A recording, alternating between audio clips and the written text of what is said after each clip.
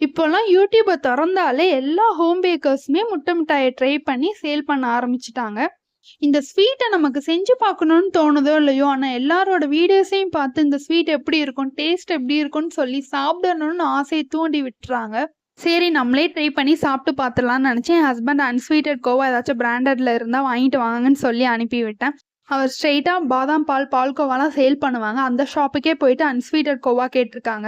அவங்க அன்ஸ்வீட்டட் கோவானா நீங்க ஆர்டர் பண்ணி தான் வாங்கணும். மினிமம் 1/2 கேஜி ஆர்டர் பண்ணா தான் நாங்க ரெடி பண்ணி குடுப்போம்னு சொல்லியிருக்காங்க. அவரும் 1/2 கேஜி பால்கோவா ஆர்டர் பண்ணி வாங்கிட்டு வந்திருக்காரு. எனக்கு முட்டை மிட்டாய் ரெடி பண்ண 200 கிராம்ஸ் தான் பால்கோவா தேவைப்பட்டுச்சு. நான் அத மட்டும் எடுத்து சூப்பரா முட்டை மிட்டாய் ரெடி பண்ண ஆரம்பிச்சுட்டேன். இந்த ஸ்வீட் செய்றது ரொம்ப ரொம்ப ஈஸி தான். டக்குன்னு செஞ்சிரலாம். நான் பேக் பண்ண வச்சு எனக்கு மேல வந்து கலர் சேஞ்சே ஆகல. அப்புறம் மேல் ராட மட்டும் ஆன் பண்ணி விட்டேன். ஒரு 5 நிமிஷத்துல எனக்கு சூப்பரா இந்த மாரி கலர் சேஞ்ச் ஆகி கிடைச்சிருச்சு.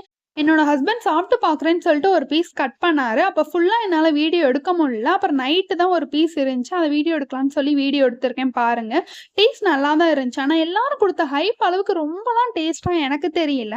குலோப் ஜாமுன், பால்கோவா மிக்ஸ் பண்ணி சாப்பிட்டா என்ன டேஸ்ட் இருக்குமோ அந்த டேஸ்ட்ல தான் இருந்துச்சு. ஆனா நல்லா இருந்துச்சு.